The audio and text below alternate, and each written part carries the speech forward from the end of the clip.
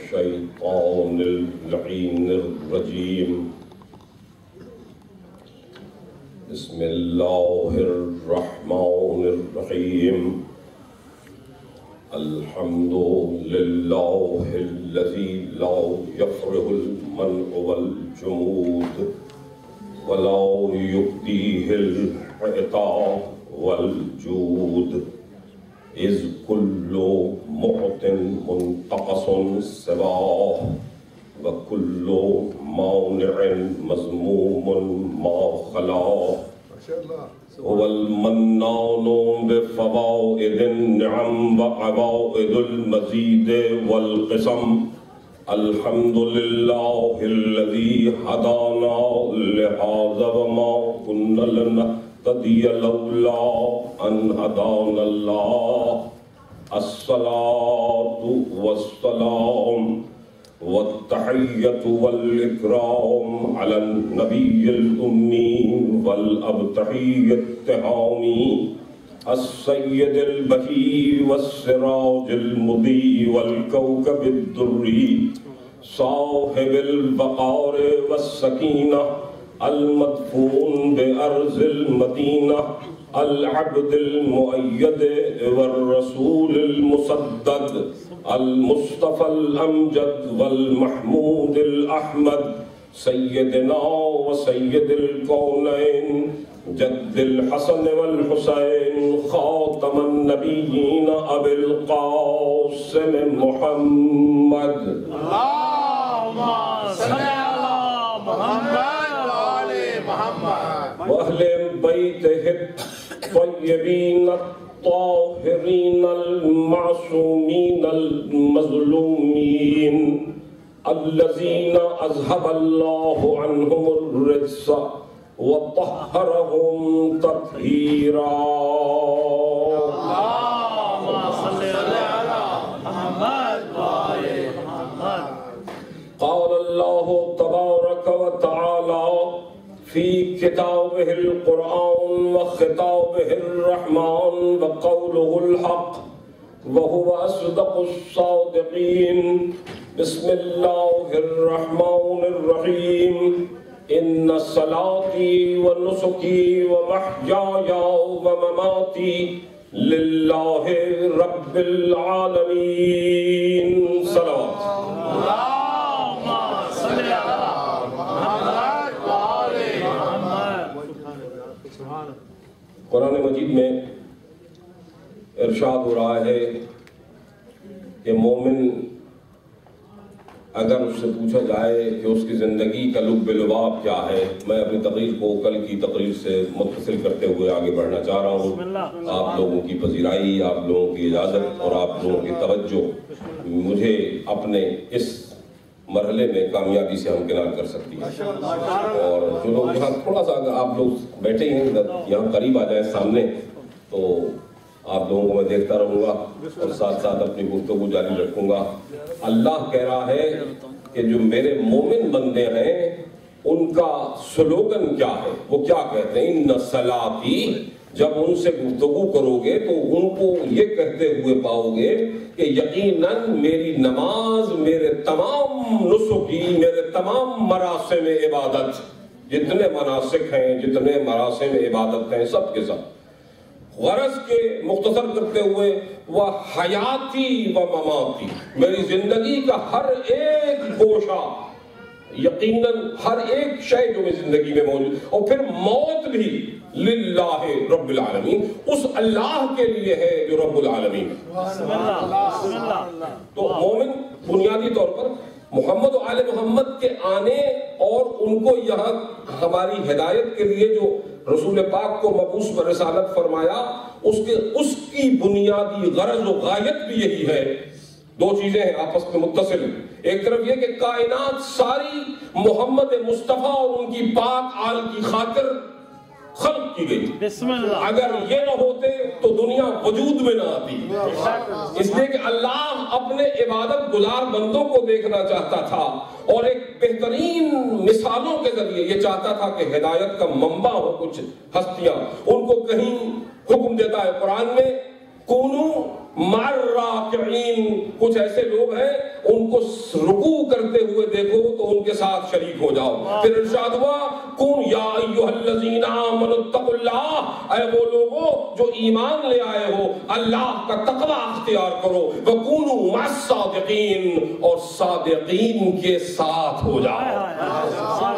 ایک اور منزل پہ ارشاد ہوا، وہ قرآن مجید کی آیت پڑھنے کا شرف حاصل کر رہا ہوں، وَأَطِیعُوا اللَّهَ وَأَطِیعُوا الرَّسُولَ وَأُولِي الْأَمْرِ مِنْکُمْ. دیکھو اطاعت واجب ہے اللہ کی، اور اطاعت کرو اس کے رسول کی اور ان کی جو اولو الامر ہیں، صاحبان امر ہیں، جن کو اللہ نے صاحبان امر بنایا. اب یہاں یہ گنجائش تو ہے نا، کہنے والا یہ کہہ سکتا ہے کہ کس کس کی بات پر عمل کریں، رکوع کرنے والوں کے ساتھ شامل ہو جائیں یا ان کی اطاعت کریں یا اس کی اطاعت کریں، کہاں جائیں؟ لیکن اگر آپ غور سے دیکھیں گے تو اشارہ سب کا مل کے ایک ہی طرف ہے. وہ صاحبان رکوع بھی وہی ہے جو صاحبان امر ہیں، اور صاحبان امر بھی جن کی اطاعت واجب ہے وہی ہونے چاہیے جو صادقین ہیں. جتنی صفات مومنوں کی ہیں ان کے اعلیٰ ترین درجے کو محمد و آل محمد کے لیے قرار دیا، اور اس راستے کو صراط مستقیم کہا. جو اس راستے سے دور ہٹا ان کے ناموں میں مغضوب ہے، وہ اس پہ اللہ کا غضب ہے، اور ضالین ہے، وہ گمراہ ہے. وہی معتدین ہے، حد سے بڑھا ہوا ہے. وہی مشرکوں میں بھی شامل ہے، وہی منافقین میں بھی ہے، وہی ناقصین میں بھی ہے. گویا جتنی برائیوں کے القاب تھے وہ محمد و آل محمد کے مقابلے میں ان کے دشمنوں کے لیے تجویز ہو گئے. اس لیے ہمیں حق کی پیروی کرنی ہے تو ان کے ساتھ رہنا ہے جن کو اللہ نے حق کا سمبل قرار دیا ہے. ان صلاتی و نسکی و محیایا و مماتی للہ رب العالمین، اللہ کے لیے لا شریک لہ. اور مومن ہمیشہ ہر جگہ بے دھڑک کہتا ہے کہ اس کے ساتھ کوئی شریک نہیں ہے، اس کا کوئی بھی شریک نہیں ہے. وہ بِذَلِکَ أُمِرْتُ، اور یہ جو کچھ میں کہہ رہا ہوں یہ کہنے کا مجھے حکم دیا گیا ہے. وہ انا من المسلمین. ایک اور مقام پر اسی آیت کے آخر میں کہا وہ ما انا من المشرکین. دیکھنا، یاد رکھنا کہ میں مشرکوں میں سے ہرگز نہیں ہوں. دیکھیں یہ جو لا کی منزل ہے یہ بڑی اہم ہے، اور لا الہ الا اللہ کا جو کلمہ طیبہ ہے بہت سے علماء اور عرفاء اس پر آپ کے سامنے روشنی ڈال چکے ہوں گے. آج میں اپنے مضمون کو کل سے مرتبط کرتے ہوئے یہ بتانا چاہتا ہوں کہ آج بھی ہم کچھ ایک دو مثالیں اگر سامنے آ گئیں تو جناب موسیٰ کی بھی بیان کریں گے. ابھی ان کا ذکر خیر اس لیے میرے زبان پہ آ گیا کہ میری آج کی گفتگو زیادہ تر ایک امر پہ رہے گی، اور وہ زیادہ تکلیف نہیں دینا چاہتا. ویسے میں 3 باتوں کا ذکر کروں گا، لیکن ان 3 باتوں میں جو سب سے اہم ہے اس کے اوپر ذرا آپ کے غور و فکر کو اور آپ کی توجہ کو ملتفت کرانے کی اور مرتکز کرنے کی کوشش کروں گا. جہاں سب بچے، آج تو میرے سامنے ایک ہی بچہ ہے ماشاءاللہ، باقی تو بچے آج غائب ہیں، اور نوجوان بھی کہیں کسی ماتمداری میں گئے ہوئے ہیں. خدا ان کے سفر کو بخیر کرے، اللہ تعالیٰ ان کے لیے جزائے خیر دے دے. حسین کے غم میں ہر ایک جو قدم اٹھتا ہے وہ حق کی جانب قدم ہے. وہ اس لیے جناب امام معصوم فرماتے ہیں کہ ہمارے جد کی یاد کو اس طرح تازہ کرو کہ جو دشمنوں کی طاقتیں، جو اہل ستم ہیں، جو اہل ظلم ہیں، وہ ان کے ذکر کو ختم کرنا چاہتی ہیں. آپ اپنا سب کچھ تن من دھن لگا دیں کہ یہ ذکر ختم نہ ہونے پائے. یہ اللہ کی یہ اس کا وعدہ ہے، اور اس کے وعدے میں وہ آپ سے کہہ رہا ہے اگر تم میرے وعدے پر میرے ساتھ میری نصرت کرو گے تو پھر میں تمہاری نصرت کروں گا. تو آپ اور ہم سب ناصران خدا بن جائیں. جو ناصر حسین بن کے آتا ہے حقیقت میں وہ ناصر خدا ہے. اس لیے جو جہاں تک گفتگو آئی ہے، جہاں تک ہم پہنچے ہیں اب تک، ان صلاتی و نسکی، ہر ایک شے معبود کے لیے، عبادت معبود کے لیے، سجدہ مسجود حقیقی کے لیے. لیکن ہر ایک مقام پر آپ کو پہلے یہ طے کر لینا ہے. ہم میں سے بہت سے مسلمان کلمہ پڑھتے ہیں لا الہ الا اللہ، مگر لا کی منزل سے نہیں گزر سکتے. اللہ کو مان لینا آسان ہے، مگر جھوٹے خداؤں کو ان کی درگت بنا کے ان کو دور کرنا اپنے سے مشکل ہے. اور ان جھوٹے خداؤں میں کئی چیزیں ایسی ہیں جو آپ کے اور ہمارے نفوس میں ہمارے کلچر کے ذریعے ہماری رہن سہن کے ذریعے شامل ہوئی ہیں اور ہمیں ان کا پتہ بھی نہیں چلتا. ہم اللہ کی تعریف و توصیف کر رہے ہوتے ہیں مگر وہ لا الہ الا اللہ کی جو شرط ہے الا اللہ سے پہلے لا الہ کی جو شرط ہے وہ پوری نہیں ہوتی. وہ کیوں نہیں ہوتی؟ اس لیے کہ دیکھیے ہم میں سے بہت سے لوگ, میں مثال میں کبھی کبھی نوجوان بچے ہوتے تو میں ابھی آپ کو اس کی مثال بھی دیتا, میں بچوں سے پوچھتا اور آپ دیکھتے کئی جگہ میں ایسا کرتا بھی ہوں کہ ان کو اصول دین یاد ہے. اصول دین سب کو یاد ہے. جہاں یہاں بیٹھے ماں ہماری مائیں مومنات مائیں, اللہ ان کو سلامت رکھے اور ان کی توفیقات خیر میں اور اضافہ کر دے. جناب فاطمہ زہرا کی دعا لیتی ہے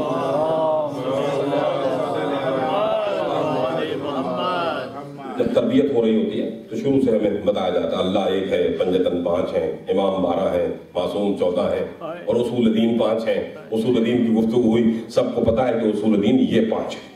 میں تقریب میں طوالت سے بچتے ہوئے ان کا ذکر نہیں کرنا چاہتا, لیکن جو کہہ رہا ہوں وہ یہ ہے کہ آپ کے امام میرے آقا امیر کائنات ارشاد فرماتے ہیں تعرف الاشیاء بازدادہا, لوگوں کی چیزوں میں جو دنیا کی چیزیں ہیں ان کو اگر پہچاننا چاہو تو ان کو ان کی ضدوں سے, ان کے اپوزٹ سے پہچانو. یہ میں کبھی کبھی گزارش کرتا رہتا ہوں کہ ہم جو کبھی کبھی ان کا بھی ذکر کرتے ہیں جن کا ذکر منبر پہ کرنے کے قابل نہیں ہے, اس لیے کرتے ہیں کہ لوگوں کو یہ پتہ چلنا چاہیے کہ وہ کس کی ضد تھی, وہ کس کے مقابلے میں آئے تھے, کس کی ضد تھی, اور کتنے قبیح لوگ تھے وہ جن کو اللہ نے خود شجر ملعونہ قرار دیا ہے. بس میں اشارت پر ہمیشہ اس بات کا قائل ہوں کہ الاشارۃ الکنایۃ ابلغ من التشریح. جو کنایا ہے نا اس کو اگر پھیلا دیا جائے تو تشریح کا یعنی بلاغت کا مزہ نہیں آتا. کنائے کے ذریعے سے یہ حدیث بھی ہے اور عربی کا مشہور قول بھی ہے کہ کنایا جو ہے اشارہ وہ تشریح سے زیادہ بلیغ ہوتا ہے. بس وہی بات کرتے ہوئے آگے بڑھ رہا ہوں, آپ دیکھتے رہیے. اب ہم نے اشیاء کو پہچاننا ازداد سے, ان کے اپوزٹ سے, اور یہی پہچان ہے کہ اللہ کو پہچاننے سے پہلے اللہ نے ضد کو, اللہ کی ضد ہے وہ الہ جو اللہ نہیں ہے, قابل عبادت نہیں ہے, مگر الہ بنے ہوئے ہیں, تو اللہ کہتا ہے پہلے ان کو کہو لا الہ, پہلے لا الہ الا. یہ نہیں کہ بت آستینوں کے نیچے چھپائے ہوئے ہو اور ابھی آپ کو محبت بت خانے سے بھی ہے اور محمد رسول اللہ صلی اللہ علیہ وسلم کے سامنے آ کے آپ کلمہ توحید بھی پڑھ رہے ہیں. تو پہلے لا الہ الا اللہ, اور اس لا الہ الا اللہ سے ہمیں لا الہ سے اس راستے سے دور کیوں لے جاتا ہے. آپ ذہن میں رکھیے گا, یہ بلاغت کی بات آ گئی تھی تو جملہ جو جناب مشہور صوفی بزرگ جناب معین الدین چشتی اجمیری کا ہے نا کہ دین است حسین دین پناہ ہست حسین, اس میں ہے کہ بنائے حقا کے بنائے لا الہ ہست حسین. کچھ لوگوں نے کہا کہ پورا جملہ نہیں کہا, قادری صاحب اس کو انجوائے کریں گے. بھائی پورا جملہ کی ضرورت ہی نہیں ہے, وہاں جو پیغام کربلا ہے وہ لا الہ ہے. پہلے لا الہ کو کوئی سمجھے گا تو کربلا کو سمجھے گا. نعرہ حیدری. آپ ان کو بھی دیکھ لیجئے جو کربلا والے حسین کے ساتھ ہیں, اور ان کو بھی دیکھ لیجئے جو یزید کی فوج میں شامل ہیں. وہ سب کے سب وہ ہیں جنہوں نے لا الہ الا لا الہ کا ادراک نہیں کیا, الا اللہ کہہ رہے تھے, نمازیں پڑھ رہے تھے, مگر لا الہ کے قائل نہیں تھے. اس لیے بادشاہ ان کا الہ تھا, مال و دولت ان کا الہ تھا, ان کے لیے معبود کسی صوبے کی گورنری تھی, کوئی طمع اور لالچ کے ذریعے لایا گیا تھا, کوئی اپنی فتوے بازی کے ذریعے اپنے دین کو بیچ رہا تھا. لا الہ کا جو عنصر ہے وہ مضبوط نہیں تھا, وہ کمزور تھا. حسین بتا رہے تھے لوگ کربلا بنا لا الہ بن رہی ہے. ان لوگوں کے لیے جو الا اللہ تو کہتے رہتے مگر اللہ کہہ رہے تھے, بھائی تکبیر کہہ رہے تھے. جہاں تک تو ہے نا تاریخ میں, سنی شیعہ سب تاریخ نے بتایا کہ جمعے کی نماز کو ڈیلے کیا گیا تھا اور امام حسین کا سر قطع کرنے کے بعد, ان کو مارنے کے بعد پھر تکبیر کہتا ہوا شمر بھاگا ہے اور نماز جمعہ میں شریک ہوا ہے. اب یہ تو تاریخی قائم ہے نا. تو نماز جمعہ کی کو کتنی اہمیت تھی, مگر وہ اللہ کے سامنے جا رہے تھے, لا الہ کی منزل سے گزرے بغیر. لا الہ پہلی منزل, وہ کیوں نہیں گزر سکے؟ اب دیکھیں ہم پہچانتے ہیں کہ کیوں نہیں گزرے. اس میں اب میں آپ کو بتانا چاہتا ہوں کہ اگر آپ نے ایمان سمجھنا ہے، اگر اصول دین سمجھ گئے تو آپ کو اصول کفر بھی آنے چاہیے۔ پیغمبر فرماتے ہیں اصول الکفر ثلاثہ، اصول کفر 3 ہیں۔ یہ میں نے نہیں کہا، پیغمبر نے کہا ہے۔ یہ بھی ایک طرح کا کوئنسیڈنس ہے کہ اسلام کے جو اصول دین ہے وہ 5 ہیں اور کفر جو ہے اس کے اصول اس کی جڑیں 3 ہیں۔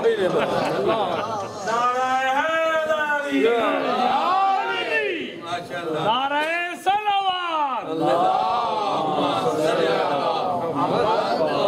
تاریخ کا طالب علم جہاں جہاں گھر میں بیٹھا ہے، میری گفتگو آج سن رہا ہے یا اس کے بعد سنے گا، میں اس سے گزارش کر رہا ہوں، پورے وثوق سے کہہ رہا ہوں، اس کو صرف ایک جملہ معترضہ نہ سمجھیے گا۔ آپ جن ثلاثہ کی طرف اشارہ ہوا، اگر غور سے ان کی زندگیوں کو دیکھیے، میں بھی آپ کو بتاؤں گا ان 3 چیزوں کی جو اصول کفر ہیں وہ کیا ہے، پھر ان تمام تینوں کو اس کے پیمانے پہ ناپ لیجئے گا۔ اگر غلط ثابت ہو تو میں ذمہ دار، بسم اللہ، میں قصوروار۔ واہ واہ۔ 3 اصول کیا ہے؟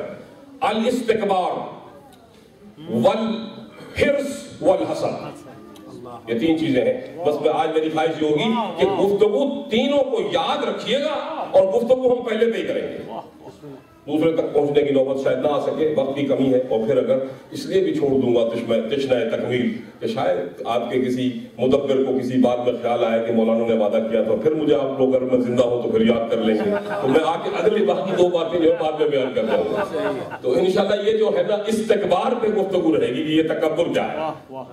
تو لیکن جو تینوں کی زندگی کو دیکھیے، تینوں اشیاء کو سامنے رکھیے۔ ایک استکبار ہے، استکبار جو کرتا ہے وہ ہوتا ہے مستکبر، اور جو حرص کرے وہ کہلاتا ہے حریص، اور جو شخص حسد کرے اس کو ہم کہتے ہیں حاسد۔ یہ 3 چیزیں۔ اب ان 3 چیزوں کو سمجھنے کے لیے ہمیں ایک بڑی مشہور حدیث کی طرف جانا پڑے گا۔ ائمہ معصومین علیہ السلام نے ارشاد فرمایا، اور بہار میں بھی یہ تشریح موجود ہے کہ حضرت آدم کو جب خلق کیا تو حضرت آدم جب وجود میں آ گئے تو انہوں نے اپنے آپ کو دیکھا اس حالت میں کہ ان کی دائیں ہاتھ پر 3 نورانی شخصیات بیٹھی ہوئی تھیں، ان کے نورانی چہرے تھے، چمک رہے تھے، اور ان کی بائیں ہاتھ پر 3 ایسی شخصیتیں بیٹھی تھیں جن کے منہ پر کالک لگی ہوئی تھی، یا جن کی وجود سے یعنی جو نیگیٹیوٹی ہے، ضد ہے جو نیکی کی، برائی، وہ چھلک رہی تھی۔ آدم سے یہ واقعہ ہے، قاسم سے توقع رکھوں گا کہ اگر اس نے یاد کر لیا تو سب لوگ یاد کر لیں گے کہ حضرت آدم نے پوچھا من انت، تم کون؟ پہلے جب اس سے پوچھا، جو سامنے بالکل سامنے پہلے نظر آئی، تو اس نے کہا انا العقل، میں عقل۔ جو عقل کے دشمن ہیں ان کے لیے بھی دعوت فکر ہے، یہ انا العقل، میں عقل ہوں۔ کہا تم کیا کرتی ہو؟ کہا اللہ نے مجھے آدم تمہارے ساتھ، تمہارے پاس بھیجا اور تمہارے ساتھ۔ کہا تمہارا مقام کیا ہے؟ کہا میرا مقام دماغ ہے، میرا مقام دماغ ہے۔ اچھا، میں دماغ میں رہتی ہوں۔ پھر دوسرے سے پوچھا من انت، تم کون ہو؟ کہا انا الحیا، میں حیا ہوں۔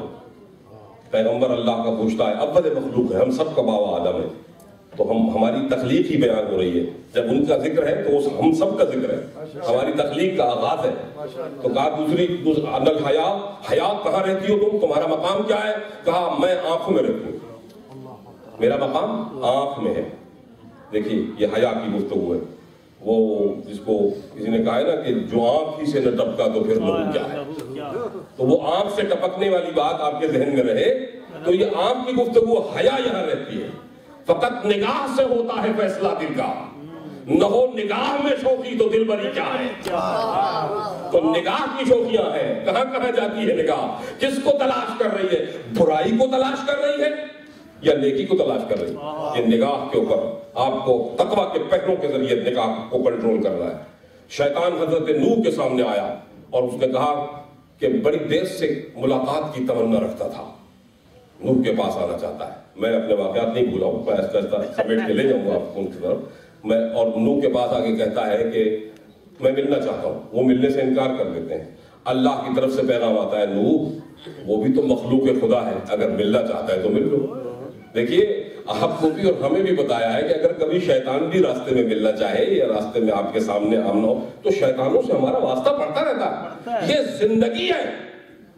اور جہاں ضدوں کے ساتھ واسطہ پڑتا ہے، مگر آپ کو اپنے راہ تقویٰ پر برقرار رہنا، آپ نے نفس امارہ پر نہیں کرنا۔ آپ کو جب گفتگو ہو تو پیغمبروں کی تعلیمات آپ کے سامنے ہونی چاہیے، تب آپ بچ سکتے ہیں۔ کہا مل لیتا ہوں اے اللہ اگر تیرا حکم ہے، کہا اس سے مل لو، کیا حرج ہے، دیکھو کیا کہتا ہے۔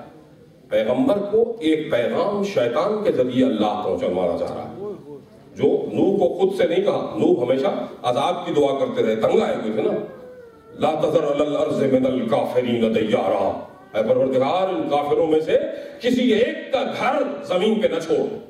ہم بھی تو کہتے ہیں اللہ ان ملعونوں کو جو ہمارے مومنین کو اور آل محمد سے ملا رکھنے والے کو مار رہے ہیں، ان کے گھروں کو تباہ کر دے۔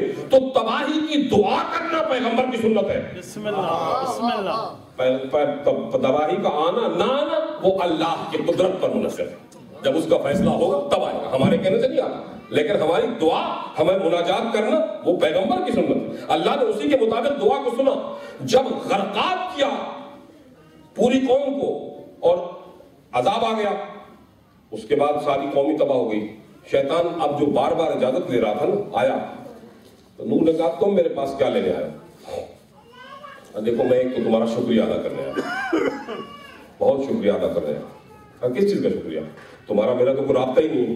کہا نہیں رابطہ ہے، تم اللہ کے پیغمبر ہو اور میں تمہاری پیغمبری اور اللہ کے پیغام کا دشمن ہوں، یہ رابطہ ہے، ضد ہے ایک دوسرے کی۔ تو کہا پھر تم کیا لینے آئے ہو؟ کہا میں تمہیں کہنے آیا ہوں کہ یہ تم نے دعا مانگی تھی نا پوری قوم کو ہلاک کرنے کی، اس کے نتیجے میں جتنا میرا دل خوش ہوا ہے کسی کا نہیں ہوا۔ میرا پورا کام ہی مکمل ہو گیا جو میں چاہتا تھا۔ پیغمبر ٹھٹک رہے ہیں، سنیں، متحیر ہیں کہ یہ کیا کہہ رہا ہے۔ شیطان بتا رہا ہے کہ یہ کام جو تم نے کر دیا یہی تو میں چاہتا تھا کہ کوئی نجات یافتہ نہ ہو، پوری قوم تباہ ہو جائے۔ تو تم نے وہ دعا مانگی، قبول ہو گئی، مجھے میں تمہارا شکریہ ادا کرنے آیا ہوں۔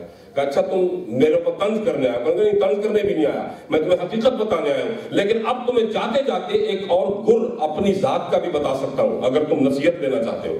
شیطان پیغمبر کو نصیحت کر رہا ہے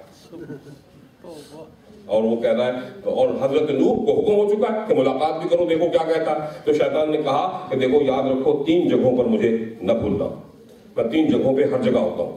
3 جگہوں، 2 آدمیوں کے درمیان اگر تم فیصلہ کر رہے ہو نا، 2 آدمیوں کے درمیان تنازع ہو تو اس فیصلے میں رخنہ ڈالنے کے لیے میں وہاں موجود رہتا ہوں۔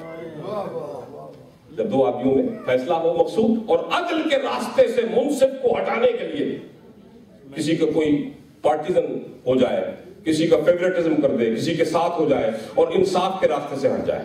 کہا جب نامحرم ہم سفر ہو اور تنہائی ہو تب بھی میں ہوتا ہوں۔ تو یہ جو چند مقامات ہیں جو جہاں پر تم مجھے اپنے ساتھ پاؤ گے۔ مجھے جملہ صرف یہاں پر یاد آ رہا ہے، یہ پیغمبر کو تو وہ بتا رہا ہے، لیکن قرآن مجید سے میں جب حضرت یوسف کے قصے میں ان سے پوچھا گیا کہ آپ نے یہ جرم کیا، عزیز مصر پوچھ رہا ہے، تو انہوں نے کہا کہ میں ایک اس بات کی گواہی دیتا ہوں کہ ان النفس لامارۃ بالسوء، اس میں کوئی شک نہیں ہے کہ میں اپنے نفس کو بری الذمہ قرار نہیں دیتا۔ ما ابرئ نفسی، ما ابرئ نفسی، ان النفس لامارۃ بالسوء، کیونکہ نفس تو انسان کو شیطان کا چیلا ہے، وہ تو انسان کو برائی کے حکم دیتا ہے، الا ما رحم ربی، مگر جس پر اللہ کی رحمت ہو جائے۔ سبحان اللہ، نعرہ صلوات،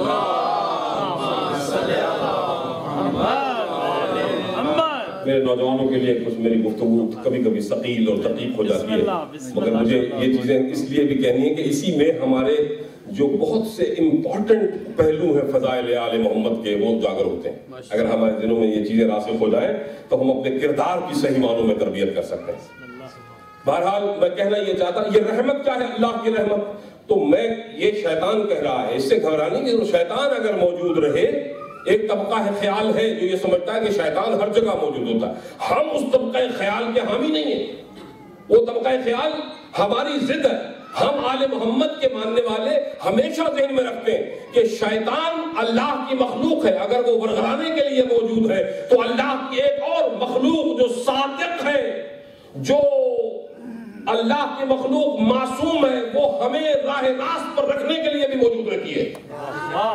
ان کا وجود موجود ہے۔ اگر کسی نے شیطان کے بہکاوے میں آنے سے ڈرنا ہے تو اس وقت اپنی مصیبت کو، اپنے پریشانی کو دیکھ کے وقت امتحان میں یا علی مدد کہہ لے، دیکھیں کس طرح وہ شیطان کو شکست دے دیتا ہے۔ اگر اس کو معصوم کا تصور آ جائے، اللہ تو اللہ ہی ہے نا، معصوم کا خالق بھی ہے، شیطان کا خالق بھی ہے، تو اللہ کے شیطان سے مقابلہ نہیں ہے۔ میں ہمیشہ نوجوانوں کو بتایا کرتا ہوں کہ مخلوق کا مقابلہ مخلوق سے ہوگا۔ اگر تم یہ سمجھتے ہو کہ شیطان تمہارے خیالات میں آتا ہے، مسجد میں تمہارا پیچھا نہیں چھوڑتا، تمہیں ہر لحاظ سے کمزور کرنا چاہتا ہے، تو خدا کے بندو اللہ کی اس طاقت کو تلاش کرو جو تمہیں ہر مقام پر مضبوط کرنا چاہتی ہے۔ سبحان اللہ، نعرہ حیدری، سبحان اللہ۔ اسی لیے جب ان کا ذکر آتا ہے، ان کے عتبات عالیہ کا ذکر آ جائے، ان کے مزارات کا ذکر آ جائے، اس سفر کا ذکر آ جائے، ان کا ذکر ہو جائے، تو انسان پاکیزگی حاصل کرتا ہے، روحانی بالیدگی مل جاتی ہے اس کو۔ تو وہی منزل ہے، اس لیے کہ آپ نے بلایا اس طاقت کو بلایا، یا پھر وہ طاقت ہے اللہ کی رحمت ہے، اور اللہ کی رحمت کا جو سرچشمہ ہے وہ خود پیغمبر علیہ السلام کی ذات ہے، جن کی آل کا میں ذکر کر رہا ہوں۔ وَمَا أَرْسَلْنَاكَ إِلَّا رَحْمَةً لِلْعَالَمِينَ، ہم نے سوائے عالمین کے لیے رحمت کے اور تجھے کچھ بنا کے بھیجا ہی نہیں، رحمت ہی رحمت ہے، ان کا تصور بھی رحمت ہے۔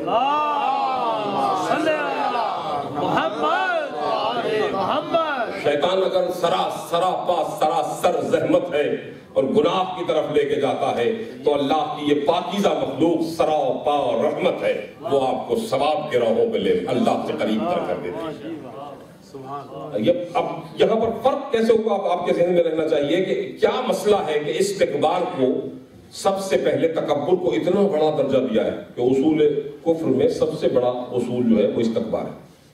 استکبار تکبر کو کہتے ہیں۔ آپ کے چوتھے امام حضرت امام زین العابدین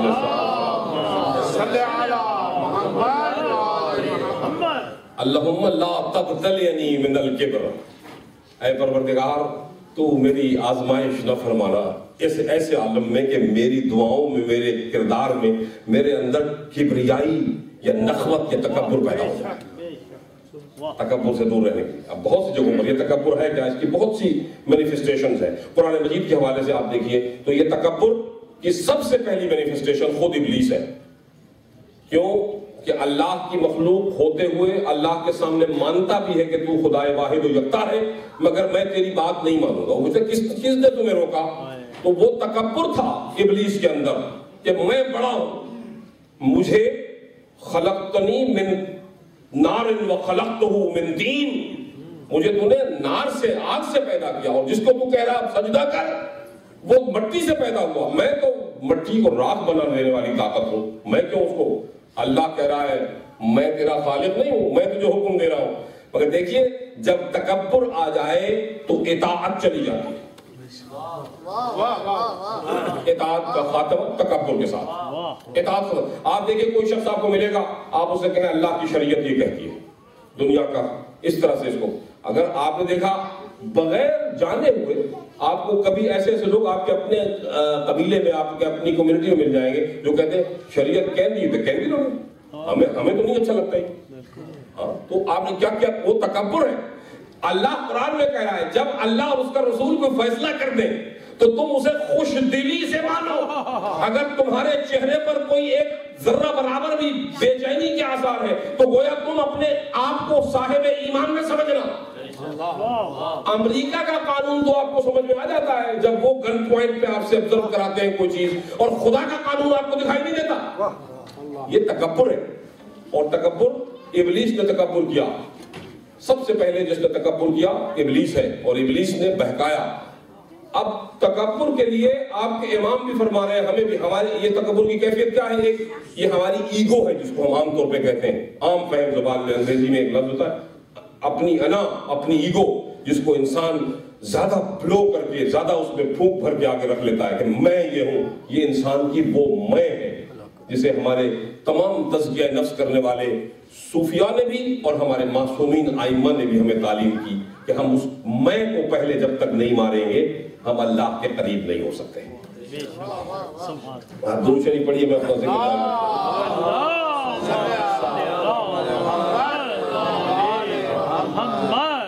اللہم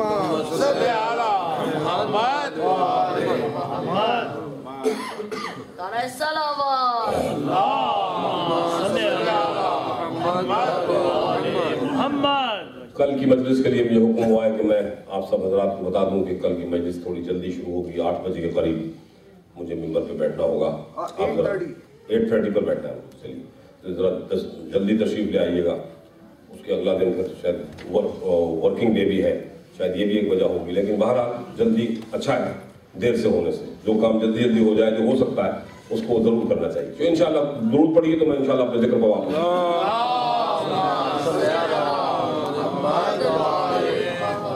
سلسلہ ذکر کا اس جگہ سے جوڑتے ہوئے جہاں میں نے چھوڑ دیا تھا 3 چیزیں بتائی تھیں.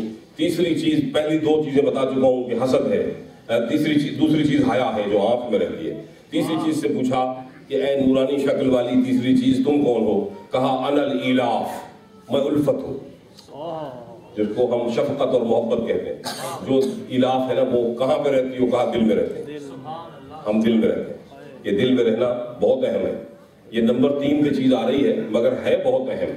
اتنی اہم کہ ہر ایک شے پر غالب ہے. اسی طرح سے جس طرح دل کے معاملات غالب ہیں. اگر آپ کے دماغ میں کسی اور چیز میں خلل ہو جائے تو وہ خلل پارشل ہوتا ہے. دل کا خلل آپ کے تمام اعضاء پر وارد ہوتا ہے. پیر سے لے کر سر تک ہر ایک عضو بدن اس سے متاثر ہوتا ہے. اس لیے یہ دل میں رہتی ہے. ہر ایک عضو اس کے ساتھ, کیونکہ تقویت ہر ایک عضو کو دوران خون پہنچانا کام ہے. تو قوت پہنچاتا ہے دل گردش خون کے ذریعے. جہاں جہاں چھوٹی سی سیل تک پہنچتا ہے وہ. اس لیے دل میں رہتی ہوں.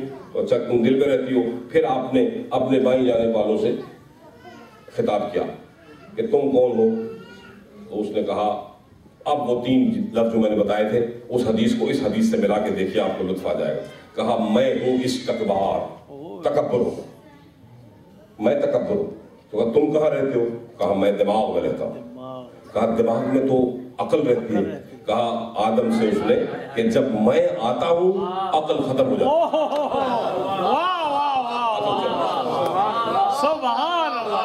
جس کے دماغ میں تکبر آئے عقل ختم. بس اتنا ذہن رکھے, جیسے تکبر آئے عقل ختم. اب عقل کا راستہ نہیں ہے, اب ایگو کا راستہ ہے, انانیت کا راستہ ہے. اپنی انا کو, اپنے آپ کو فرعون خدا بنا لیا اس نے. تم اپنے آپ کو پوج رہے اور اللہ کی عبادت نہیں. یہ منزل لا ہے. تم نے اپنے آپ کو کچھ بنا لیا. لا الہ کی منزل پر نہیں آئی. یہ منزل لا ہے, استکبار. پھر اس نے پوچھا آپ کا اسم گرامی کیا ہے؟ تو انہوں نے کہا کہ میرا ہرس نام ہے, مجھے لالچ کہتے ہیں اردو میں, گریڈ کہتے ہیں انگریزی میں. کہا آپ کا کیا کام ہے؟ کہا جب میں آتی ہوں آنکھوں میں, جس کی آنکھوں میں حیا ہے وہ حیا ختم ہو جاتی ہے. جب ہرس آنکھ میں آ جائے, گریڈ آ جائے, حیا ختم ہو جاتی ہے. بیٹے کو باپ کا پتہ نہیں ہوتا, بیوی کو ہسبینڈ کا پتہ نہیں رہتا. اگر ہرس آ گئی تو یہ بھائی کا نہیں رہتا, ہرس ہو گئی. حریص ہوا انسان, آنکھوں سے حیا ختم, کیونکہ پھر وہ رشتوں کو بھی نہیں پہچانتا, اس کو کچھ دکھائی بھی نہیں دیتا. تیسری سے پوچھا تم کون ہو؟ کہا میں حسد ہوں. حسد ہو تو تمہارا مقام کہاں ہے؟ کہا میرا مقام دل ہے. دل وہ مقام جہاں اللہ نے ایک طرف الہ کو بھیجا. کہا تم دل میں کیسے رہتے ہو؟ وہاں تو الفت و محبت رہتی ہے. کہا جب میں دل میں آ جاؤں تو الفت و محبت کے جذبے ختم ہو جاتے ہیں.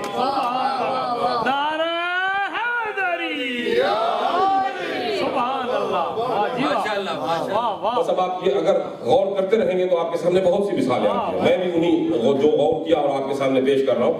اب قرآن مجید کی دوسری آیت کی طرف چلتے ہیں تاکہ تکبر کو پوری طرح دفنا سکیں. آج ہم ہر لحاظ سے تکبر کے ہمارے معصومین نے 3 درجے بتائے, وہی 3 درجے جو اطاعت کے 3 درجے ہیں. اطیعوا اللہ و اطیعوا الرسول و اولی الامر منکم. تو تکبر بھی 3 مقامات پر سرزد ہوگا انسان کی. تکبر کہاں ہوگا؟ اللہ کے مقابلے میں ہو تو ابلیسیت کا مظہر ہے. اللہ کے مقابلے میں آیا تھا, تکبر کیا اس نے, سجدہ نہیں کیا. تو ایک اللہ کی تو وحدانیت کے مقابلے میں تکبر, پھر رسالت کے مقابلے میں آ جائے اور رسول کو نہ مانے تو پھر آپ اس کو کہیں گے تبت یدا ابی لہب وتب, لعنت ہے اس پر, ہلاک ہو جائے وہ شخص جو میرے پیغمبر محمد مصطفیٰ کے سامنے تکبر کرے. تکبر کیا ہے؟ تکبر یہ ہے کہ میں اتنا بڑا بزرگ ہو گئے تو بھتیجے تو چھوٹا سا آدمی, ابھی تو ہمارے ہاتھوں میں گودیوں میں پل کے جوان ہوا ہے, تو تیری اطاعت کریں گے ہم. تکبر. یہ تکبر ہے. ابو لہب لعنت ہوئی قرآن میں. تو آپ کی اسی لیے پھر دہراتا رہا ہوں, اقبال جو کہتے ہیں وہ غلط نہیں کہتے جب وہ کہتے ہیں کہ دی ہمہ بمصطفیٰ برسون خیش را, اپنے آپ کو تکبر سے دور کرو, مصطفیٰ کی جوہری پہ جھکا دو, سر تسلیم خم کر دو, مسلمان حقیقت میں بن جاؤ, جو مصطفیٰ کہے وہی کرو. اب اگر ایسا نہیں کرو گے, کیونکہ دین تو پورے کا پورا مصطفیٰ کی ذات ہے, اگر بہو نہ رسیدی تم نے سب کچھ کر لیا مگر وہاں تک نہیں پہنچے تو پھر کیا ہوگا؟ تمام بو لہبیس. پھر تم محمد مصطفیٰ کے مسلمان نہیں ہو, تم بو لہب کے چاہنے والے ہو.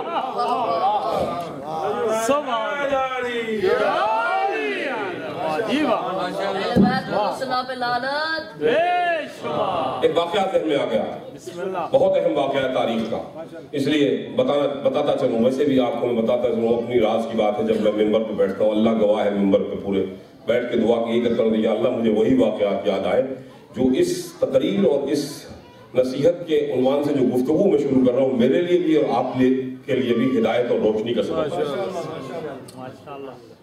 یہ تاریخ کا وہ حصہ ہے. اور میری کوئی بھی تقریر جب بھی کبھی آپ کو موقع ملے یا کسی کو بھی موقع ملے, میں اس کو اپنے ریفرنسز طوالت کی وجہ سے نہیں دے پاتا ہوں, لیکن صرف شیعہ ریفرنسز سے مزین نہیں ہوتی.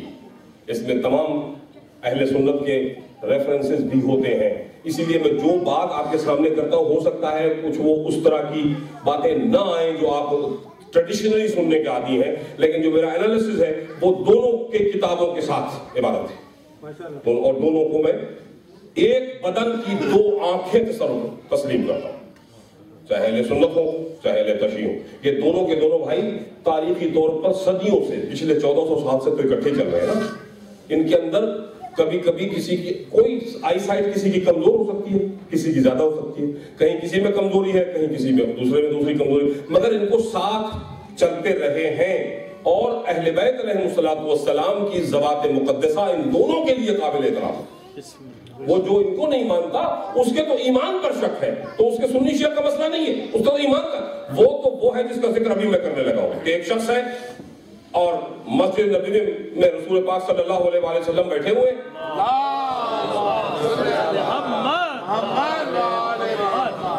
اور وہ شخص آیا ایک کونے میں چلا گیا. ایک شخص بھاگا آیا, یا رسول اللہ آپ کو پتہ ہے ہماری مسجد میں ایک شخص آتا ہے روزانہ, ساری رات عبادت کرتا ہے, جب آپ چلے جاتے ہیں تب بھی وہ مسجد میں بیٹھا رہتا ہے, اتنا عبادت گزار ہے. کہا وہ لیکن حیرت ہے کہ کبھی آپ سے ملنے نہیں آیا, کبھی آپ کو سلام دعا نہیں کی, کبھی آپ سے ملنے نہیں آیا. کہا اچھا کیا اس وقت تو یہاں موجود ہے؟ کہا ابھی میں نے دیکھا تھا اس کو جاتے ہوئے. آپ نے فرمایا اس کو کہو کہ میرے پاس آئے.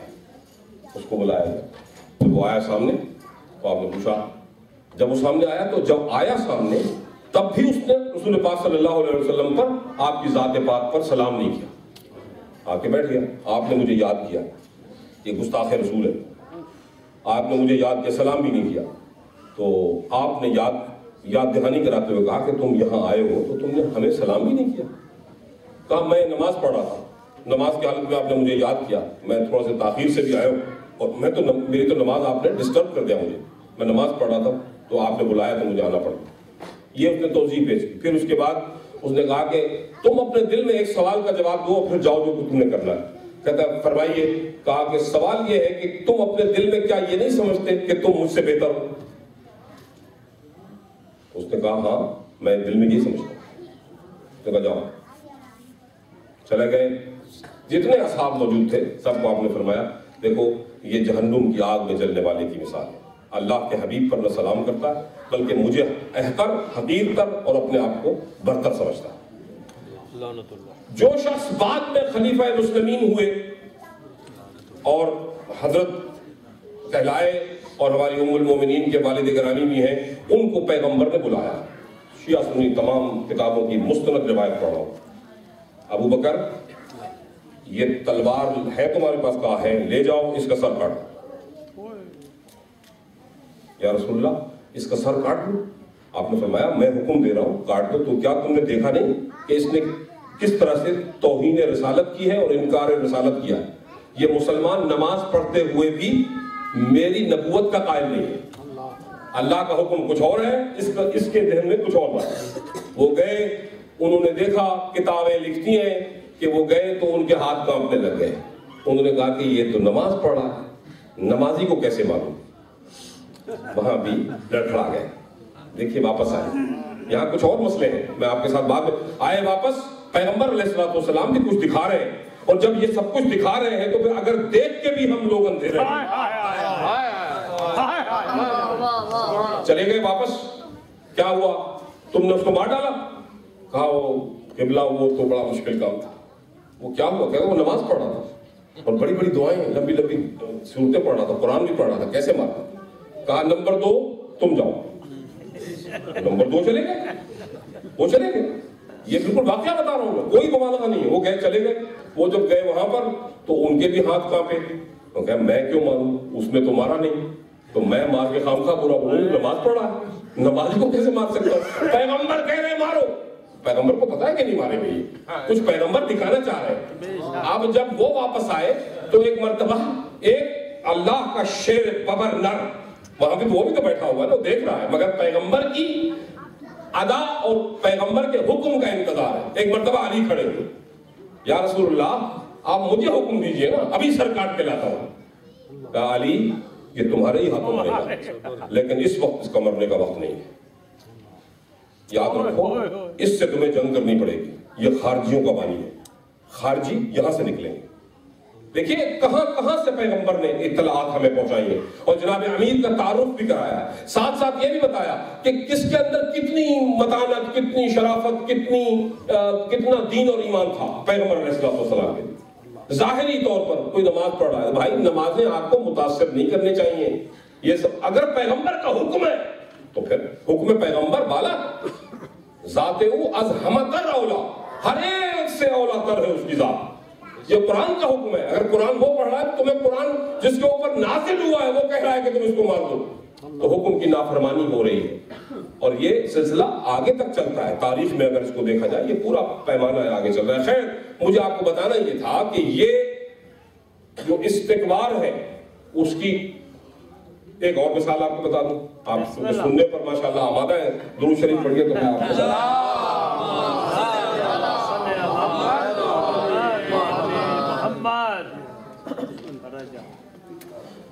تو اب آپ اس بات سے اندازہ کیجئے کہ ہمارے انبیاء علیہ السلام کی سنت استکبار کے بارے میں کیا ہے. حضرت موسیٰ کو ایک مرتبہ حکم ہو رہا ہے, اور اس کو انوار نعمانیہ نے, مشہور کتاب مسلمانوں کی اور ہمارے مومنین کی مشہور کتاب عدت الدائی, جس کے مصنف اور مؤلف حضرت آیت اللہ ابن فہد ہلی ہیں, وہ اس واقعے کو نقل کرتے ہیں کہ موسیٰ کو کہا گیا کہ موسیٰ کل جب تم مناجات کے لیے آنا, ہم سے بات کرنے کے لیے, تو اپنے ساتھ ایک ایسے شخص کو لانا جس کو تم حتماً اپنے سے کم تر سمجھتے ہو.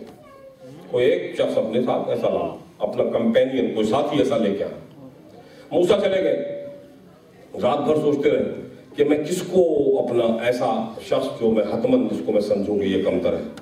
انسانوں کی صفوں میں اپنے تمام ساتھیوں کو دیکھا, پھر ان سب کو رد کیا اپنے ذہن میں کہ اگر میں ایسا کروں گا, وہ قادر مطلق ہے, اس نے پیدا کیا ہے, فیصلہ تو اس کے ہاتھ میں کہ کون کس سے بہتر ہے, میں یہ فیصلہ کیسے کر سکتا ہوں. تو انسانوں کو چھوڑ دیا, اب جانوروں کی طرف. اب جانوروں میں بھی میں یہ کہتا ہوں پورے وثوق سے کہ جب گلی سے گزر رہے ہوں گے تو سامنے ایک بیمار کتا, وہ بھی اللہ نے اپنی مصلحت سے نبی کو دکھایا ہوگا, اس کی مصلحت سے کہ بغیر تو کچھ نہیں ہوتا نا دنیا میں. تو نے دیکھا ایک بیمار کتا ہے, خارش زدہ, کھانس رہا ہے اور پڑا ہوا ہے. اس کو ذہن میں آیا کہ رسی لے لوں, ایک رسی لائے, اس کو گلے میں پکڑا کے اس کو لے کے چلتا ہوں, یہ مجھ سے کمتر ہے. اس کو اللہ کا حکم بھی ہے, ذہن میں یہ بھی آ رہا ہے. پھر تھوڑی دیر چلے تو پھر ملائمت سے واپس آئے, کتے کو پیار کیا, یعنی کہ پانی پلایا. پیار سے مراد یہ ہے کہ اس کی جو بھی خدمت اس کو ضروری تھی کی, رسی چھوڑ دی, اس کو کہا جا. میں کون ہوتا ہوں کہ خالص زدہ کتے کو بھی اللہ کے سامنے لے کے جاؤں؟ یہ میری جرات کہ میں خدا کے سامنے کہوں کہ یہ مجھ سے کمتر ہے, جبکہ کائنات کی ہر شے کو جاننے والا اور تمام عزت و اعزاز دینے والا وہ خود ہے. ذہن میں آیا موسیٰ یہ تیرا امتحان ہے, موسیٰ یہ تیری کبریائی اور نخوت کا امتحان ہے, تو کس کو اپنے سے کم تر سمجھتا ہے. جب خالی ہاتھ اکیلے چلے گئے تو پھر کوہ طور سے آواز آئی, موسیٰ آج تمہاری نبوت جاتے جاتے بچ گئی. اگر اس کتے کو لے کے تم یہاں آ جاتے تو صف انبیاء سے تمہیں خارج کر دیا جاتا. ہاں یہ ہمارے علماء نے اس لیے بتایا, اتنی بڑی بات ہے کہ اپنی انا کو اس قدر مار دو کہ ایک کتا بھی تمہیں اپنے سے کمتر نہ دکھائی دے. اتنا بڑا درجہ ہے, اس کو دیکھنے کی ضرورت ہے. ہم جب یہ باتیں کرتے ہیں نا, یہ وہ باتیں ہیں, یہی تو اس فرش ادا کا کمال ہے نا. اسی فرش ادا میں یہی وہ انقلاب آتے ہیں. پہلے ذہن و دماغ میں, دل میں انقلاب آئے گا, آپ استکبار سے, حرص سے اور حسد سے دور ہوں گے تو پھر وہ شخصیتیں اللہ کے قریب تر ہو جائیں گی.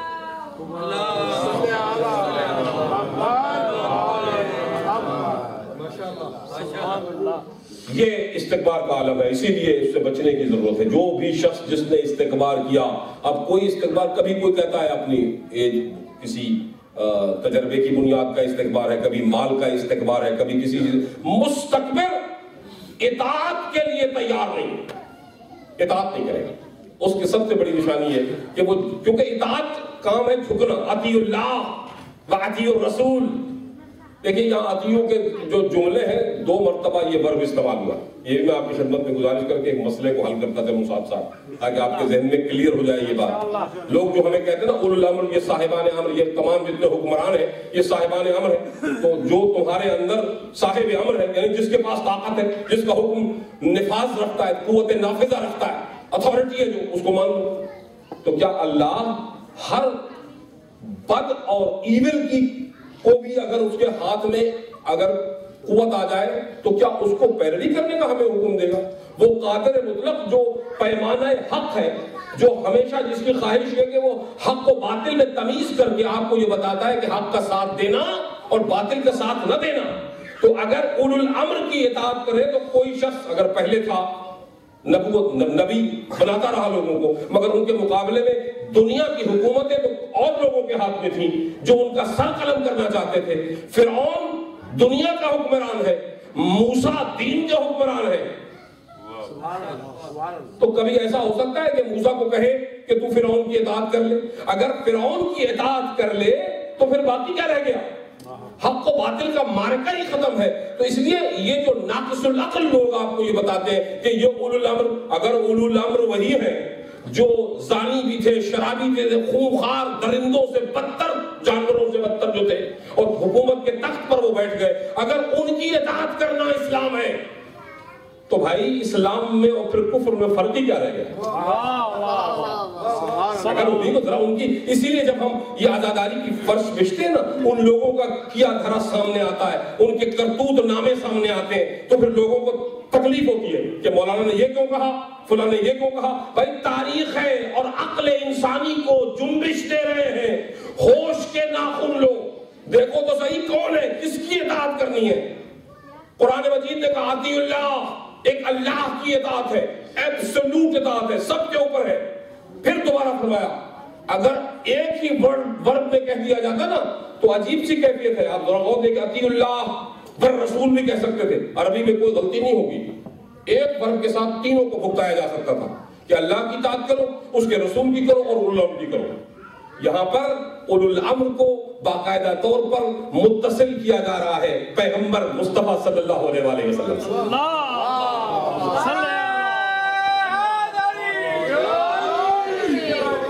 اطیع اللہ, ایک دفعہ کہا اللہ کی اطاعت کرو, پھر کہا اطیع الرسول, اور پھر دیکھو اس اطاعت کے ساتھ ساتھ رسول کی اطاعت, اور پھر جو رسول کی اطاعت ہے وہ جاری ہے اگلی منزل پر. ایک مرتبہ پھر اطیع نہیں کہا گیا, یعنی اطیع میں جو محمد کی اطاعت ہے وہی اولو الامر کی اطاعت ہے. تو جو تمہارا اولو الامر ہے اسے محمد جیسا ہونا چاہیے. اگر محمد کی اطاعت کی طرح اس کی اطاعت ہونی ہے, بس ہم یہی تو کہتے چلے آ رہے ہیں, اسے محمد جیسا ہونا چاہیے. یہی حسین نے کہا مثلی لا یبایع کا مثلک, اے یزید اے معاویہ کے بیٹے, میری مثال, میرے جیسا انسان تیری اطاعت نہیں کر سکتا. اور یاد رکھنا قیامت تک کے لیے ایک پیغام دیا, ایک مرحلہ, پورا دشوار مرحلہ تھا انسانی فکر کے لیے, مگر اس کو واضح کر دیا کہ کردار از یہ جو حق سے, یہ خیر حق و باطل کی جو جنگ چل رہی ہے, ان دو قوت از حیات آمد پدید, یہ دو قوتیں حیات سے پیدا ہوئی ہیں. جو اللہ نے حیات عطا کی زندگی جہاں سے شروع ہوئی، وہیں سے ابلیس و آدم سے لے کر ان دو قوت از حیات آمد پدید، موسیٰ و فرعون و شبیر و یزید۔ ہاں تو اب آپ حسین یہی پیغام بتا رہے تھے نا، کل میں نے آپ سے گزارش کی تھی کہ جو کار پیغمبرہ تھا حسین کربلا میں وہ کر رہے تھے، حکومت والوں کے نمائندے نہیں تھے حسین، حکومت کی نمائندگی کوئی اور کر رہا تھا، فرعون کی نمائندگی کوئی اور کر رہا تھا، نمرود کی نمائندگی کوئی اور کر رہا تھا۔ یہاں تو حسین ابراہیم کی طرح آگ میں جلنے کے لیے تیار تھے، اور یہاں محمد مصطفیٰ کی طرح حسین پتھر کھانے کے لیے، تیر کھانے کے لیے آمادہ تھے، مگر اطاعت باطل نہیں کر سکتے تھے۔ جس پیغمبر کو یہ کہا گیا تھا لا تطع الکافرین، دیکھنا کافروں کی اطاعت نہ کرنا، کاذبوں کی اطاعت نہ کرنا، چغل خوروں کی اطاعت نہ کرنا، اور منافقوں کی اطاعت نہ کرنا، یہ سارے احکام الہی معطل ہو کے رہ جاتے اگر حسین یزید کی بیعت کر لیتے، پورا دین مبین ختم ہو کے رہ جاتا۔ آج حسین نے کہا مثلی لا یبایک مثلک، تیرے مثال تیرے جیسا تو ہے، تیرے جیسے کی حسین جیسا کبھی بیعت نہیں کرے گا۔ یہ صرف کربلا کی بات نہیں ہے، یہ پیغام چلتا رہے گا، اور اس نے پیغام کو مکمل کر کے بتایا۔ میں اپنے سننے والوں کی خدمت میں بارہا کہتا رہتا ہوں، آج پھر دہراتے ہوئے ذکر مسائل کی طرف آپ کو لے کے چلتا ہوں۔ عزیزو، دین کے تکمیل کی گفتگو آپ نے بہت سنی، الیوم اکملت لکم دینکم واتممت علیکم نعمتی ورضیت لکم الاسلام دینا۔ دین مکمل ہو گیا، مگر صرف پیغام مکمل ہوا رسول کے زمانے میں، دین کا نہ نفاذ مکمل ہوا، نہ دین کی مثال مکمل ہوئی، نہ دین کی حکومت مکمل ہوئی۔ اسی طرح سے منافقین زندہ رہے، اگر ہو جاتا تو سارے منافقوں کو فی النار چلا جانا چاہیے تھا، لیکن یاد رکھیے اس آیت کے ذریعے غدیر میں تکمیل دین پیغام کے عنوان سے ہو رہی ہے، اور کربلا میں تکمیل دین عمل کے اعتبار سے ہو رہی ہے۔ نہ اس کے بعد کبھی اس طرح کا عمل ہوا، نہ اور اس کے بعد ابھی اس طرح کا عمل ہونا ہے تا قیام قائم آل محمد۔ تکمیل ہے پورے مزاج دیکھیے، جو اسلام کی تکمیل جس پیغام کی ہوئی، اس پیغام پر نہ زمانہ پیغمبر نے پوری طرح عمل کیا، نہ کوئی اور کمیونٹی آپ کو ایسی مل سکتی ہے۔ سب سے بڑے تو اصحاب رسول ہی تھے نا، جب وہی عمل نہ کر سکے اور ان میں منافق موجود تھے۔ سورہ منافقون اس بات کی گواہی دے رہی ہے کہ رسول کے اصحاب منافقین تھے، تو اگر کوئی جماعت پوری دنیا میں اس وقت سے لے کر اس وقت تک کربلا کے میدان والی جماعت ہے جو دکھائی دیتی ہے، جس نے عملی اعتبار سے تکمیل دین کو مکمل کیا، چھوٹی سی جماعت ہے، مگر سب کے درجات اتنے بلند ہیں، اتنے بلند ہیں عزیزوں، کہ انبیاء اور اوصیاء ان کے راستے پہ چلنے کی تمنا کرتے ہیں۔ حسین سب کا وارث ہے، اسی لیے ہر ایک، اگر حسین وہ جو یزید چاہتا تھا کر لیتے تو وراثت انبیاء کا بوجھ سارا دھڑام سے نیچے گر پڑتا۔ ہاں حسین آندھی چلی، چراغ دکھایا حسین نے، وہ عزم بے پناہ دکھایا حسین نے۔ چلتی ہوئی آندھیاں تھیں، پھر بھی حسین چراغ دین محمد جلا رہے تھے اور اس مشعل کو روشن رکھے ہوئے تھے۔ اللہ کا وعدہ تھا حسین تیرے جیسا امتحان کبھی کسی کا نہیں ہوا۔ تو عزیزو، حسین اس امتحان میں کامیاب ہوئے۔ کبھی جبریل آتے تھے، کبھی فرشتوں کی صفیں بھر بھر کے آتی تھیں کہ اے ابن رسول، اے فرزند رسول، آپ کی ہم نصرت کر دیں۔ کہا نہیں، یہ میرے معبود اور میرے درمیان امتحان کا سلسلہ ہے۔ جبریل آئے، جبریل کو واپس کیا۔ زعفر جن آئے، زعفر جن چلے گئے۔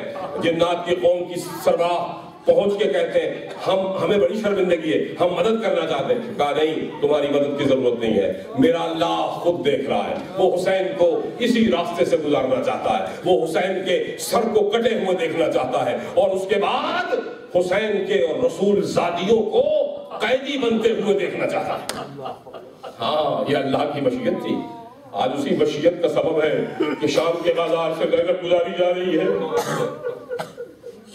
ہاں، مجھے آج بس ذکر مسائل میں اتنی چھوٹی سی بات کرنی ہے۔ اب آپ بڑی بیوی کا ذکر کرتے ہیں نا، میں نے ایک مرتبہ ایک جگہ آقائے دربندی کی ایک روایت پڑھی ہے کہ جب مجلس شروع ہوتی ہے تو دو بیوی बीवियां उस मजलिस में आती हैं, रूहानी एतबार से शरीक होती हैं। जब वो तशरीफ लाती हैं तो जहां कहीं मजलिस होती है, ये अल्लाह की मर्जी है, जिसको चाहे वो दर्जा दे दे, इसमें सोचने की जरूरत नहीं है। उनको इख्तियार इतना हासिल है, हर एक शय पे कादिर व मालिक है। जो अल्लाह के पास है उसने सबका सब उनको दिया हुआ। 2 बीवियां आती हैं मजलिस में, बतौर एजाज आती हैं, मोजज़ाना तौर पे आती हैं। जहां बीवियां बैठती हैं वहां 2 बीवियां आके बैठ जाती हैं। उन खातूनों बीवियों के साथ, आजादार औरतों के साथ मैं कभी कभी हाथ बांध के कहा करता हूँ, बीवियों जरा अपनी अपनी जगह जहां बैठी हो ख्याल से बैठा करो। तुम्हारे पास बड़ी पाक मस्तूरात तशरीफ लाती है, और वो आती है ना जब गिरिया होता है, जैसे अब आप लोग हो रहे हैं और नुदबे की और गिरिये की आवाज बुलंद होती है, तो छोटी बीवी बड़ी बीवी से पूछती है, फूफी अम्मा ये क्यों इतना रो रहे हैं? जनाब सकीना को जनाब ज़ैनब फरमाती है, सकीना बेटा ये तेरे बाबा के गम में रो रहे हैं। तो एक मरतबा तोतली आवाज में कहती है, फूफी अम्मा अगर ये सब लोग करबला में होते तो मेरा बाबा प्यासा न मरता।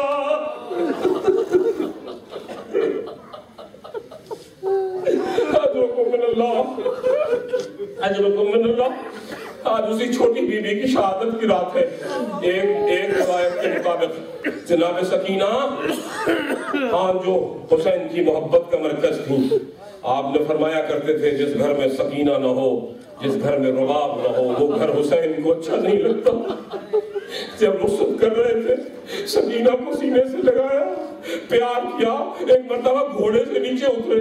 हो सकता है आपने ये रिवायत में से मुसद्दिक़ा रिवायत में मसाइल की बयान कर रहा हूँ। घोड़े से नीचे उतरे, सकीना बहुत प्यासी हो ना, अलतश कह रही हो, लो बाबा तुम्हें पानी देता है, ठोकर से चश्मे को पैदा किया, सकीना पानी पीना चाहती हो तो पी लो। पानी पीना, क्या तुम्हारा बाप कादिर नहीं है? वो साहिब अम्र इलाही है। एक मर्तबा मोजज़ा दिखाया, मगर मोजज़ों से जंगें नहीं जीती जाती, ईमान नहीं बदले जाते, क़ुलूब को मुनक़लिब नहीं किया जाता। अजीजों इसलिए एक मर्तबा कहा, बीबी पानी पीना चाहो तो बहुत मौजूद है, लेकिन या तो ये पानी पी लो या थोड़ी देर इंतजार कर लो, क्योंकि मेरे नाना रसूलुल्लाह, मेरे बाबा अली मुर्तज़ा, जनाब मेरी तुम्हारी दादी फातिमा ज़हरा हज्जा में कौसर लिए हुए मेरा इंतजार कर रही है। अल्लाह। सकीना ने 4 साल की, 3.5 साल की सकीना पानी नहीं पिया, बस एक वादा लिया, बाबा आप वहां जा रहे हो तो सुबह से कोई गया है तो वापस नहीं आया, मेरे साथ वादा करके जाओ कि वापस आओगे, अगर आप नहीं आए तो मैं किसके सीने पे सोऊंगी। मतलब सीने से लगाया, सकीना मैं तुम्हें एक बात बताऊं, तुम्हारी एक उम्र नहीं है कि तुम्हें पूरा वाकया बताऊं, मगर मौका मिले तो कभी अपनी माँ से पूछ लेना।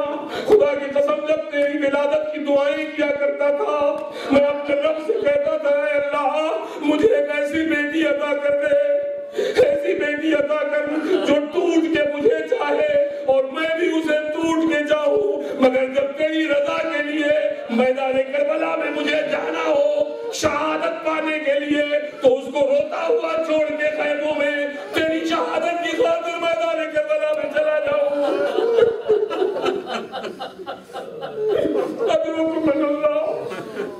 तेरी छोटी बीबी हमारे इस गिरिये को कबूल फरमाना, हमारा अकीदा है, हमारे आंसू जनाब ज़हरा तक पहुंचते हैं। मेरी बीबी अपने बाबा को याद करते करते शाम के जिंदान में, ये जिंदान भी कैसा जिंदान है अजीजों, ये जिंदान ऐसा है कि इसकी छत नहीं है, हाँ खंडर है, नामुकम्मल घर है, टूटा हुआ घर, उसको जिंदान आले रसूल उसमें रह रही है। जनाब ज़ैनब दिलासा दे दे के अपने सीने पे सुलाती है। जनाब सकीना को मुहर्रम का महीना गुजर गया, ये सफर का महीना शुरू हुआ, बीबी रोजाना रोती है। एक मर्तबा ख्वाब में देखा कि बाबा ख्वाब में आए और जनाब सकीना से कह रहे हैं हम तुम्हें लेने के लिए आए। सकीना तुम बहुत ज्यादा याद कर रही थी, मुझे खुदा की कसम अदा ना रो। बीबी फातिमा ज़हरा के वो अल्फाज याद आते, रोते रोते जब गश कर जाती थी तो अपने बाबा रसूलुल्लाह को ख्वाब में देखती थी, बेटा ज्यादा दिन नहीं है, तुम सबसे पहले मेरे पास आओगी। جناب سکینہ اٹھی، جناب زینب سے کہتی ہے پھوپھی اماں میں نے ابھی اپنے بابا کو یہاں دیکھا تھا، اب بابا کا نام لے کے گریہ شروع کیا۔ روایت کہتی ہے جناب عابد بیمار بھی روکنے کی کوشش کر رہے ہیں کہ کسی طرح گریہ رک جائے، مگر خود بیمار امام گریہ میں شریک۔ تمام اہل حرم نے گریہ کیا، اتنا گریہ بلند ہوا، اتنا بلند ہوا کہ یزید کے محل میں اس کی آواز گئی۔ اس نے پوچھوایا کہ یہ کیا ہو رہا ہے؟ کہ حسین کی چھوٹی بیٹی تڑپ کے اٹھتی ہے، بابا کو یاد کر رہی ہے۔ عزیزوں میں ہاتھ جوڑ کے کہتا ہوں اللہ کے رسول کے ماننے والوں، کیسے شقی القلب تھے یہ لوگ، اگر رحم بھی کرتے تو کس طرح کٹا ہوا سر حسین کا تشت میں رکھوا کے اس نے کہا بیٹی کے پاس پہنچا دو۔ اے دنیا والوں ذرا سوچو، کٹے ہوئے سر کو تو تم اپنی اولاد کو تصویر تک نہیں دکھاتے، مگر سکینہ کے سامنے حسین کا کٹا ہوا سر بھیجا جا رہا ہے۔ کٹا ہوا سر آیا، بابا کے سر کو سینے سے لگایا، جھومتی جاتی تھی، کہتی تھی منزل الذی خطبک الدماء بدمائک، ارے کون ظالم تھا جس نے میرے بابا کے چہرے کو خون سے خضاب کر دیا؟ منزل الذی قطع وریدک، ارے کون تھا وہ شقی القلب جس نے میرے بابا کو پیاسا قتل کر دیا؟ الا لعنۃ اللہ علی القوم الظالمین، سیعلمون الذین ظلموا ای منقلب ینقلبون۔ ما شاء اللہ لا حول ولا قوة الا باللہ العلی العظیم۔ 5 مرتبہ اسی حالت میں من یجیب پڑھیے۔ امن یجیب المضطر اذا دعاہ ویکشف السوء، امن یجیب المضطر اذا دعاہ ویکشف السوء، امن یجیب المضطر اذا دعاہ ویکشف السوء، امن یجیب المضطر اذا دعاہ ویکشف السوء۔ اتنی روتی ہوئی رشتی ہوئی آنکھیں پروردگار تجھے جناب سکینہ اور جناب زینب کے مصائب کا واسطہ ان کی تمام دعاؤں کو مستجاب فرما، ہماری آنکھوں میں حیا کا نور عطا فرما، ہمارے دلوں میں حسد کی بجائے محبت آل محمد کو قائم اور برقرار رکھے۔ اے اللہ ہمیں استکبار اور تکبر سے بچانا اور محمد و آل محمد کے راستے پر قائم رکھنا، ثبات قدم عطا فرمانا۔ اللہ ہر مشکل اور ہر کٹھن مرحلے پر اور امتحان میں ہمیں کامیابی عطا فرمانا۔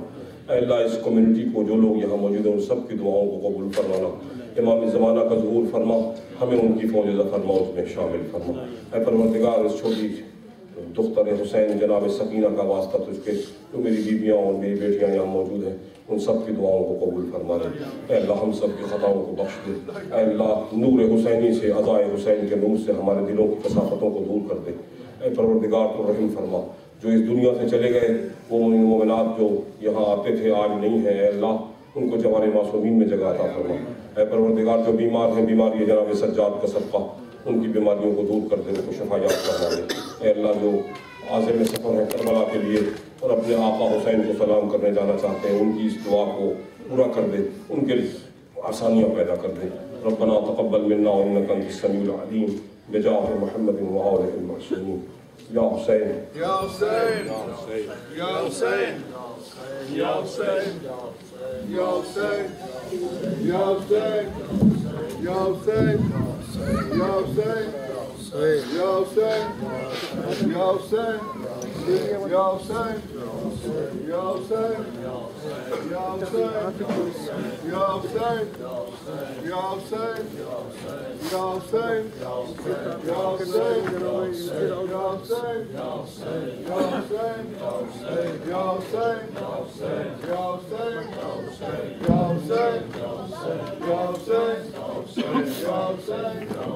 یا حسین یا حسین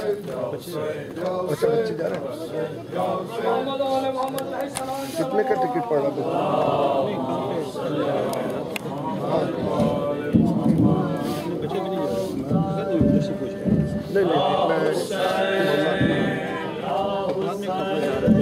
یہ سب جا رہے ہیں نا، یہاں کی کمیونٹی کے جا رہے ہیں کافی۔